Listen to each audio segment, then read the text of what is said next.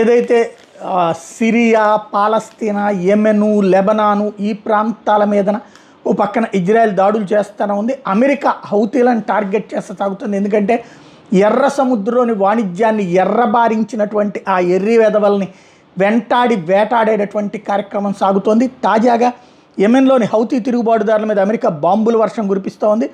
శుక్రవారం, శనివారం, ఈవేళ తెల్లవారుజామున ఆదివారం కూడా రాత్రి నుంచి దాడులు చేస్తూనే వచ్చింది. రాజధాని సనా పరిసర ప్రాంతాలను లక్ష్యంగా చేసుకుంది. ఈ దాడులో వ్యక్తి ప్రాణాలు కోల్పోయాడు. ఎంతమందికి గాయాలని అనేది చెప్పలేదు. ఏ మేరకు నష్టం జరిగిందనే వివరాలు కూడా బయటపెట్టలేదు.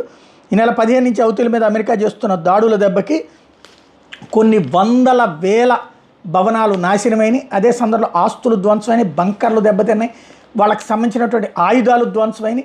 పారిపోతున్నారు అక్కడ ఉన్నటువంటి వాళ్ళు. కాకపోతే మేకపోతు గాంభీర్యంతో మీడియాని మేనేజ్ చేసుకుని అక్కడ ఏమీ జరగనట్టుగా నటిస్తున్నారు.